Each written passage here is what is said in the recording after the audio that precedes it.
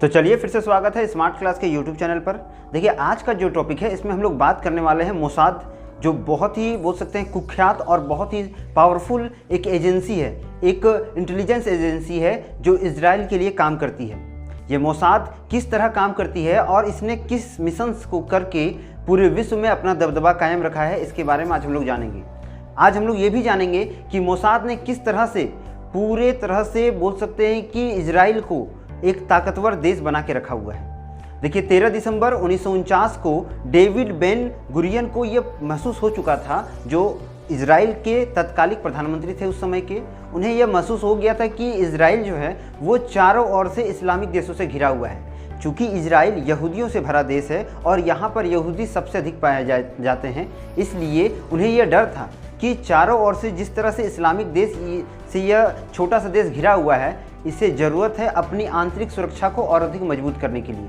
और इसीलिए उन्होंने एक सुझाव रखा कि एक ऐसे समूह, एक ऐसे संगठन को तैयार किया जाए जो उस देश के आंतरिक सुरक्षा के साथ साथ विश्व में होने वाली हलचलों से भी इजराइल को सुरक्षित रखे।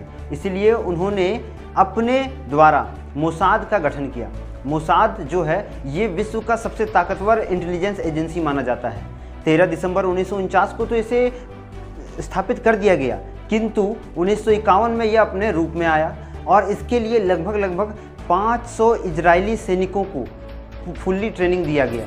ये सैनिक पूरी तरह से कमांडो से भी ज़्यादा ताकतवर थे और इनकी जितने भी गतिविधियां थी वो बहुत ही ज़्यादा गोपनीय थी। मोसाद को तैयार करने में जितने भी कार्यप्रणाली का उपयोग किया गया था ये अत्याधुनिक था और इसे हम कह सकते हैं कि इसमें बहुत भारी मात्रा में अत्याधुनिक मशीनों और साथ ही साथ उपकरणों का उपयोग किया गया था, जिससे वे सैनिक तैयार होते थे जो पूरी तरह प्रशिक्षित थे अपने हर कार्य में। देखिए मोसाद का जो कार्यालय है ये तेल अवीव याफो में है। ये इजराइल का एक बहुत ही महत्वपूर्ण सिटी है और इसीलिए यहाँ पर जितने भी गुप्त ठिकाने हैं मोसाद के, वो वहाँ की सरकार के नेताओं को भी पता नहीं रहता है। इसका पूरा जिम्मा इजराइल के प्रधानमंत्री के हाथों में होता है और मोसाद अपना कोई भी कार्य की जानकारी सीधा प्रधानमंत्री तक पहुंचाता है, ना कि किसी सैन्य अधिकारियों के द्वारा। इसलिए मोसाद को बहुत ही ज़्यादा मात्रा में संगठित रूप माना जाता है। देखिए मोसाद में ऐसे सैनिकों को शामिल किया जाता है जो पूरी तरह ट्रेंड होता है। इसमें अधिकतर लड़कियों को जगह दिया गया है, क्योंकि ये अपने अदाओं और बोल सकते हैं अपने बातों से किसी भी देश के लोगों को या किसी भी देश के अधिकारी को अपने चुंगल में फंसा सकती है और उनसे बहुत सारे गुप्त जानकारियों को निकाल सकती है। इसलिए मोसाद जो है वो बहुत ज़्यादा प्रशिक्षित है। मोसाद में बहुत ऐसे लोग हैं जो विश्व के कोने कोने में फैले हैं और वे अपने देश की सुरक्षा के लिए हमेशा आगे खड़े रहते हैं। वे जितने भी मिशंस करते हैं वो पूरी तरह गोपनीय होता है। देखिए भारत का भी अपना एक इंटेलिजेंस एजेंसी है जिसका नाम रॉ है, जिसका पूरा नाम रिसर्च एनालाइज विंग्स है।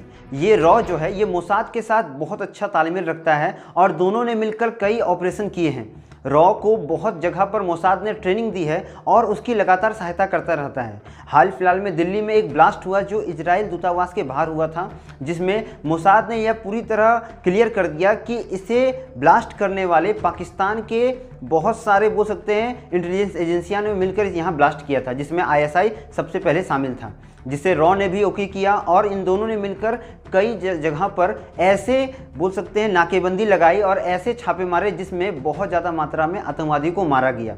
देखिए मोसाद और रॉ जो भारत की एजेंसियां हैं ये दोनों मिल करके, खास करके मोसाद जो इजराइल से है और रॉ जो भारत से है, ये दोनों मिल करके ऐसे कार्य को करते हैं जिसमें दोनों देशों का फ़ायदा होता है। दोनों देश आतंकवादी के विरुद्ध कार्य करते हैं। जिस तरह मोसाद जो है ये हमास के आतंकवादियों को रोकने में बहुत ज़्यादा कड़ाई रूप से काम करती है, उसी तरह भारत की रॉ जो है वो लगातार ISI और जैसे मोहम्मद जैसे बहुत आतंकवादी संगठनों को रोकने में एक दूसरे की सहायता करते हैं। देखिए एक और हाल फिलहाल में भारत में घटना हुई। मुंबई में एंटीला जो मुकेश अंबानी का सबसे बोल सकते हैं सुरक्षित और सबसे महंगा बिल्डिंग है, इस पे बम ब्लास्ट करने का प्लानिंग था, जिसे जैसे हिंद नामक आतंकवादी संगठन करना चाहती थी। लेकिन मोसाद और रॉ के एजेंट ने इसमें सुरक्षा दिखाते हुए इनके बिल्डिंग को बचाया और भारत के सबसे बड़े करोड़पति या बोल सकते हैं सबसे अमीर आदमी को सुरक्षित किया। इस तरह से मोसाद और रॉ ने बहुत ऐसे ठिकानों पर भी छापा मारा जिससे कई ऐसे बातें निकल के आई जिनसे यह पता चलता है कि 2020 और 2021 में आतंकवादी संगठन कई ऐसे काम करने वाले थे जिनसे भारत की शांति को ठोस लग सकता था या भारत में गृहयुद्ध छिड़ सकता था। देखिए, मोसाद द्वारा कई मिशंस को अंजाम दिया गया है, जिसमें से मैं एक मिशन को आपको बताता हूं कि मोसाद ने कितना ही कुख्यात रूप से इसमें काम किया था। 1972 में जब म्यूनिक में ओलंपिक का समारोह होने वाला था, जिस तरह इस वर्ष भी ओलंपिक हो रहा है उसी तरह 1972 में म्यूनिक नामक स्थान पर ओलंपिक होने वाला था और यहाँ पर इजराइल के बहुत सारे प्लेयर्स गए थे, जिसमें से 11 प्लेयर्स को निशाना बनाया गया और ये 11 प्लेयर यहूदी थे और इन्हें अगवा करके मार दिया गया हमास आतंकवादी द्वारा। और इजराइल ने इसका बदला लेने के लिए मोसाद को जिम्मा दिया कि आप इसका बदला लेंगे और अपने देश के खिलाड़ियों के लिए जितने भी आतंकवादियों ने इसको अंजाम दिया उन्हें 11 गोलियां मारेंगे। और मोसाद ने भी कुछ ऐसा ही किया। मोसाद ने इसका बदला लेने के लिए 20 वर्षों का संघर्ष किया और 20 वर्षों तक इस मिशन को चलाया और जितने भी आतंकवादी इसमें भाग लिए थे सबको 11-11 गोली मारी गई थी। जितने भी पोस्टमार्टम हुए, जितने भी रिसर्च किया गया, सब में पाया गया कि जितने भी आतंकवादी जो हमास से जुड़े हुए थे या उनके नेटवर्क से आते थे उन्हें हर बार 11 गोली मारा गया था जहां भी उन्हें पकड़ा जाता था। तो इस तरह से मोसाद ने अपना पहला बदला लिया था। देखिए, मोसाद का कुछ और मिशन है, जैसे एक इंटरेस्टिंग मिशन है, ये मिशन कहलाता है रूस का MiG-21 का। देखिए, अमेरिका शुरुआत से चाहता था कि वो सुपर पावर बने और चूँकि 60 के दशक में अमेरिका के पास सुपर पावर की कुछ क्षमता तो थी लेकिन उसके पास अत्याधुनिक हथियार नहीं थे, जैसे MiG-21 फाइटर विमान। और इसी के लिए अमेरिका ने MiG-21 के बनावट और उसके पूरे बोल सकते हैं कि मैप को या एक जहाज़ को लाने का प्रयास किया, जिसमें अमेरिका के CIA ने बहुत ज़ोर से अपना दम लगाया लेकिन वो नाकाम रही।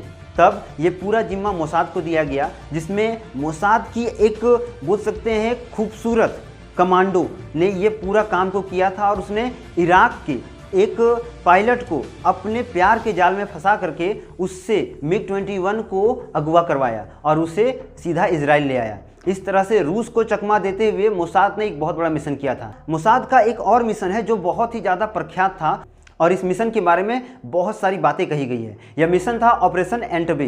देखिए, ऑपरेशन एंटेबे क्या है ये पहले बताता हूँ मैं। 27 जुलाई 1976 को एक विमान उड़ता है, फ्रांस की एयरबेस थी जो A300 V4203 थी। इस विमान में लगभग 246 लोग या बोल सकते हैं आप पैसेंजर और 12 क्रू मेंबर शामिल थे।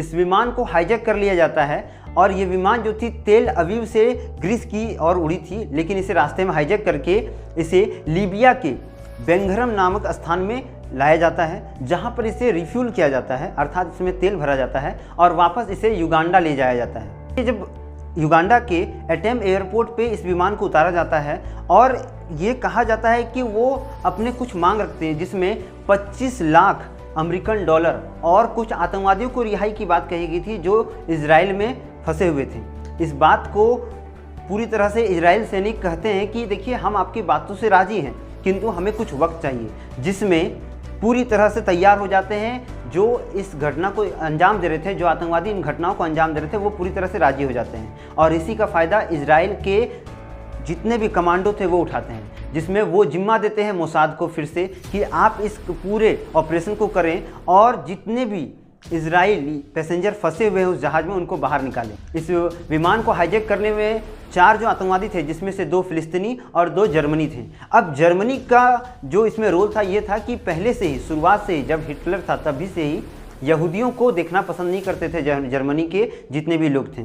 और जर्मनी में जिस तरह से आतंकवादी पनप रहा था वो लगातार कट्टरपंथी हो रहे थे यहूदियों के लिए, और जितने भी यहूदी थे उस जहाज़ में जिसे हाईजैक कर लिया गया था इन 4 आतंकवादियों द्वारा, जिनमें से 2 फिलिस्तीनी आतंकवादी और 2 जर्मनी आतंकवादी थे, इन्होंने साफ साफ तौर पर अपनी मांगे रख दी थी कि हमें 25 लाख डॉलर और कुछ ऐसे आतंकवादियों को उन्हें छोड़ना होगा, किन्हें इजरायली सैनिकों को, जिन्हें उन्होंने अपने कब्जे में रखा था। जिसके बाद वे उनकी बातों को तो मानते हैं किंतु उनसे कुछ वक्त मांगते हैं कि हमें कुछ वक्त दिया जाए ताकि हम अन्य देशों से कोऑर्डिनेशन कर सकें। और इसी के साथ ही वो क्या करते हैं, अपने गतिविधियों को पूरा करते हैं और एक सुपर पावर कमांडो ऑपरेशन चलाते हैं, जिसमें पूरा दायित्व तो मोसाद को मिलता है और मोसाद इसके लिए अपने 5 हवाई जहाज़ों का उपयोग करता है, जिसमें 3 हवाई जहाज़ जो था उसमें सिर्फ कमांडो रहते हैं, 1 हवाई जहाज़ जो रहता है उसमें मेडिकल उपकरण रहते हैं, ताकि यदि कोई युद्ध सीमा पर या कोई ऐसा ऑपरेशन में कोई भी तरह का हानि होता है तो तुरंत उसका रिकवर किया जा सके। तथा एक एरोप्लेन जो रहता है वो पूरी तरह खाली रहता है और ये एरोप्लेन अपने पैसेंजर्स को लाने के लिए किया जाता है। ये पूरा ऑपरेशन जो था बहुत ही ज़्यादा गुप्त था और इसे कह सकते हैं कि एक ऐसा ऑपरेशन था जिसमें कानो कान वहाँ के देश के राष्ट्रपति को भी पता नहीं था कि उसके देश में ऐसा कोई ऑपरेशन हो रहा है। जैसे अमेरिका ने एबटाबाद में एक ऑपरेशन किया था, उसी तरह का ये ऑपरेशन था, बहुत ही गुप्त था। और ये ऑपरेशन चूँकि विश्व का सबसे पहला ऐसा ऑपरेशन था जहाँ पर पहली बार बहुत ज़्यादा मात्रा में अपने दुश्मन देशों के बीच में जा कर के अपने देश के लोगों को बाहर निकालना था। देखिए, इस हाईजैक में एक अनोखी बात हुई थी। हुआ ये था कि 246 पैसेंजर्स में जितने इजराइल के यहूदी थे उन्हें एक अलग बिल्डिंग में रख दिया गया था और जितने अन्य देश के नागरिक थे उन्हें एक अलग बिल्डिंग में रखा गया था। ये दोनों ग्रुप के लोगों को जो बोल सकते हैं एयरपोर्ट था उससे 2 किलोमीटर दूरी पर रखा गया था। और इन दोनों को अलग अलग जगहों पर रखने के बाद आतंकवादियों ने ये सोचा कि जिन विदेशी नागरिकों को या जो इजराइल के नागरिक नहीं है उन्हें यदि मैं रखता हूं तो इससे क्या होगा कि उन्हें हानि हो सकती है और अन्य देश भी इसमें कमांडो कार्रवाई कर सकते हैं। इसलिए उनसे बचने के लिए जितने भी आतंकवादी थे उन्होंने जितने अदर देश के नागरिक थे या बोल सकते हैं अन्य देश के नागरिक थे उन्हें रिलीज़ कर दिया, जिन्हें उन्होंने बंधक बनाया था। और जैसे ही उन्हें रिलीज़ किया गया, यह बहुत बड़ा मौका था इजराइल के कमांडोज़ के लिए, मोसाद के लिए, कि वो इसमें अपना कार्य को आगे बढ़ा सके।